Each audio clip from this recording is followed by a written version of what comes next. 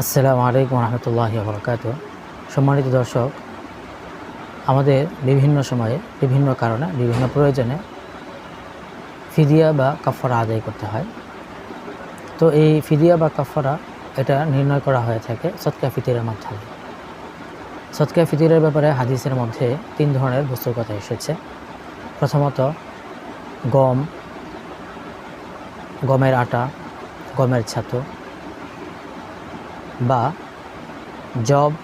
জবের আটা, জবের ছাতু। দ্বিতীয়ত খেজুর। তৃতীয়ত কিশমিশ। তো এই 3 ধরনের বস্তু যে কোনো একটা দিয়ে যদি আমরা ফিদিয়া বা কাফারা আদায় করি, আমাদের ফিদিয়া বা কাফারা আদায় হয়ে যাবে। আর এর পরিমাণ হলো 1 কেজি 628 গ্রাম। অর্থাৎ আমি যদি গমের আটা, গমের ছাতু, জবের আটা, জবের ছাতু এটা দিয়ে ফিদিয়া আদায় করি, তাহলে 1 কেজি 628 গ্রাম আদায় করলে আদায় হয়ে যাবে, বা তার মূল্য আদায় করলে আদায় হয়ে যাবে। এভাবে যদি আমি খেজুর দিয়ে ফিদিয়া আদায় করতে চাই, তাহলে 1 কেজি 628 গ্রাম খেজুর বা তার মূল্য যদি পরিশোধ করি, তাহলে ফিদিয়া বা কাফারা আদায় হয়ে যাবে। এভাবে যদি আমি কিশমিশ 1 কেজি 628 গ্রাম পরিমাণ বা তার মূল্য যদি আদায় করি, তাহলে ফিদিয়া বা কাফারা আদায় হয়ে যায়। তবে এখানে 3 ধরনের বস্তুর মধ্যে 3টা মানগত স্তর রয়েছে। যেমন আমাদের দেশে গমের আটা, গমের ছাতু, জবের আটা, জবের ছাতু, এটার মানটা তুলনামূলক কম, দামটা তুলনামূলক কম। দ্বিতীয়ত খেজুর, এটার দামটা তুলনামূলক একটু বেশি। তৃতীয়ত কিশমিশ, এটার দাম বা মান এটা তুলনামূলক সবচেয়ে বেশি। এজন্য উলামায়ে কেরাম বলেন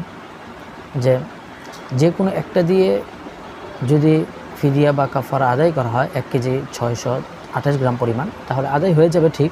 কিন্তু মানুষের মধ্যেও যেহেতু 3 ধরনের স্তর রয়েছে, নিম্ন মধ্যবিত্ত,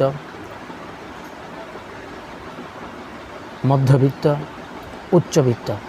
এজন্য মানুষ যারা উচ্চবিত্ত রয়েছে বিশেষ করে, তারা কিশমিশের মাধ্যমে ফিদিয়া বা কাফারাটা আদায় করবে। তাহলে ফিদিয়া বা কাফারা পরিমাণটা একটু বেশি হবে। দরিদ্র যারা রয়েছে, অভাবী যারা রয়েছে, গরিব যারা রয়েছে, তারা একটু লাভবান হবে। আর যারা মধ্যবিত্ত রয়েছে, তারা খেজুরের মাধ্যমে ফিদিয়া বা কাফারাটা আদায় করবে। তাহলে গরিবরা একটু তুলনামূলক টাকা বেশি পাবে। আর যারা নিম্ন মধ্যবিত্ত রয়েছে, তারা গমের আটা, গমের ছাতু বা জবের আটা, জবের ছাতু দিয়ে তারা ফিদিয়া বা কাফারাটা আদায় করবে। তাহলে এখানে একটা ব্যালেন্স হয়ে যাবে। মানুষের যারা দান করবে, তারাও তাদের স্তর অনুপাতে একটু কম বেশি করে দিবে। আর যারা অভাবী, দরিদ্র, তারাও একটু বেশি পাবে বা তাদের একটু উপকার হবে। এজন্য উলামায়ে কেরাম বলেন যে সবাই একরকম না দিয়ে যারা উচ্চবিত্ত রয়েছে, তারা একটু কিশমিশ দিয়ে যদি আদায় করা হয়, টাকাটা বেশি পাবে দরিদ্ররা। আর যারা মধ্যবিত্ত রয়েছে, তারা খেজুর দিয়ে যদি আদায় করে, তাহলে একটু তুলনামূলক টাকাটা বেশি হবে। আর যারা নিম্নবিত্ত রয়েছে, তারা তারা গম দিয়ে যদি আদায় করে বা তার মূল্য দিয়ে যদি আদায় করে, তাহলে তাদের জন্য একটা সহায়ক হবে, সহজ হবে। এজন্য উলামায়ে কেরামের এই পরামর্শ, সাজেস্ট রয়েছে। তো আল্লাহ রাব্বুল আলামিন আমাদের সবাইকে এই বিষয়টির উপর সুন্দরভাবে, যথাযথভাবে বুঝে শুনে সঠিকভাবে আমল করার তৌফিক দিন। আসসালামু আলাইকুম ওয়া রাহমাতুল্লাহি ওয়া বারাকাতুহু।